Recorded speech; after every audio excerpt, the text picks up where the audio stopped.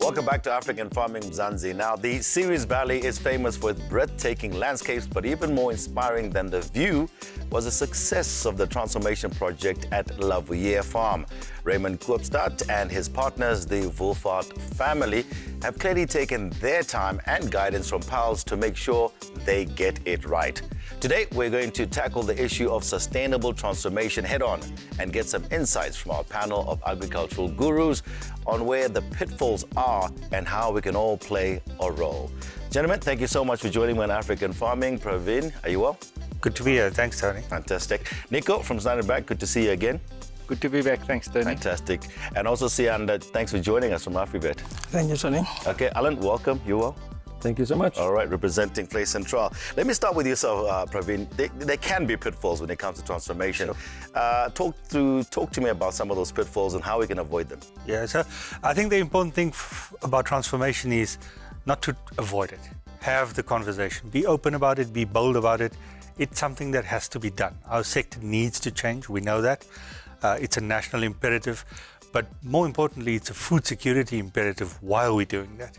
So I think the important thing is when we're having these conversations and when we're putting these structures together, make sure that the prime business objective also tracks the national imperative. So whilst we want to do these good things and transform the sector and have black participants more active in the sector and commercially successful at the same time, we know that food security will also benefit from that. So I think the important thing here, in this particular instance, we've seen, for example, the collaboration between the white farmers and the black farmers. It's there. That goodwill has always been there. We just need to go out and we need to capitalize on it as much as possible, have those conversations, challenge each other. And that's where the support comes from. And I think when we use the word challenge, it's not about a negative connotation to it. It's about how can I get you to a better place? You've not had the experience that I had. What do I do to get you there?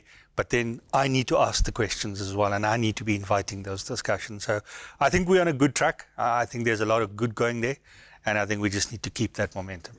Siyanda, I see you nodding your head there to what Praveen was saying a lot there. It is a collective effort, isn't it? And what role would Afrivet play in such a project as we've just seen? That is true. There is a big shortage of vets.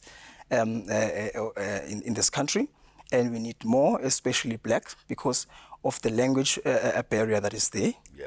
So if we have more black vets, the service is more accessible to a bigger group of farmers. Afrivet has implemented some programs where we are making sure that on a weekly basis we are engaging with farmers in the rural areas, the emerging farmers. And we do this by placing qualified technicians in these rural towns. We offer trainings and skills to the farmers and link them up with the cooperatives where they get their agricultural supplies and also the formal market to sell the produce. Why do you think a lot of kids are not going into, don't want to become vets? It's the exposure. It's not that they don't want to become vets. It's the exposure. They must be exposed. And if they know that there is profit in this industry, they definitely love it. We have a lot of agricultural students almost coming in oversupply, but the problem is that where do we then now make sure that these qualified students are implementing or they are making change within their own communities? Yeah, fantastic. It's lovely to talk about transformation projects, but without financing, nothing can come to fruition. Nico? That's correct. If you look at agriculture worldwide and you go and look at studies that's been done, the access to capital is probably the biggest hurdle for all farmers. In particular, in the South African context, then for new emerging farmers coming into a market, he just referred to the marketplace itself.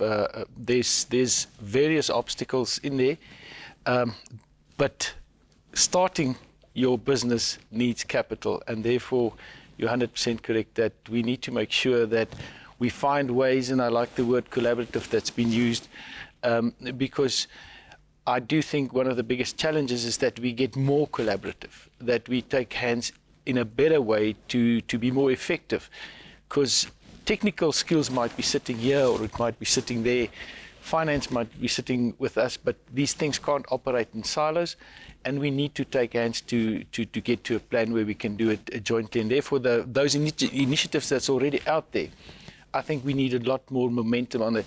And then I think we must spread the good word where we have these successes, which there are multiple examples of. We must take those examples, we must put them out there and replicate what we've done there. 100%. There are many, many successes, Allan. Talk to me, please, about what Vleissentraal is doing in terms of transformation at its auction houses. Tony, thank you so much. The success of transformation is not only dependent on the appropriation of land, but I think very much so the transfer of knowledge and experience. Why are South Africans considered the best farmers in the world? It's because knowledge is transferred at an early age. The young children are riding in the bokkies with their dads. They're talking to the labourers on the farm every day. So it's critical that knowledge is transferred. And I think with transformation, there's a gap there. And what has got to happen? There's got to be a mentorship. There's got to be a coalition with farmers, old farmers and new upcoming farmers, to teach them, to bring them through. And I think auctions, talking about stud auctions, even the local auction, there's the opportunity to mingle with people with knowledge, immense knowledge. The farmers' days that are presented, like the one that is presented at Honest to Poort auctions, like the one that Vleissentraal produces at Bothaville, go and attend these farmer days, get information, talk to the relevant people and ask, just ask. Everybody is willing to exchange ideas. Everybody is willing to make this thing work. There's got to be sustainability, not just for profit, but to make a living, to make ends meet and to produce food for the country. Yep. And that is the priority that we have to do. Exchange the knowledge, make it profitable, make it sustainable. Okay. Gentlemen, if I can just get one quick last word or last thought in terms of transformation from all of you. Praveen, yourself? Sure, yeah, I think we've heard the word collaboration quite a bit today, and I think that's what it's about. Let's take each other along this journey in a collaborative way so that we ensure commercial success. And Nico? Adding on to what Praveen has said around collaboration, make sure that you are part of an active industry body so that can give you an extra momentum in making sure that the collaboration partners are the ones that can contribute to your business. And Sia, your thoughts? I think farmers must be willing to accept transformation. That starts with them having notebooks and pens when they are farmers' days. Starts there. And Allan, your thoughts? I think transformation is here to stay. We have to be involved, we have to be enthusiastic, and we have to accept help, and we must be willing to share knowledge. If we can do that between each other, there's going to be sustainability, there's going to be profit, and there's going to be success. Great. Thank you, gentlemen, for joining me in African Farming. Thank you for having us. So, to truly transform agriculture, new era farmers need ongoing support. They need proper capacitation and partners who are as passionate and dedicated as they are. It's a reminder to us all to be the change we want to see. So that's it. Catch us again next week, same time, same place, and find us on our social media using hashtag African Farming and our website, africanfarming.com. And remember, we farm better together.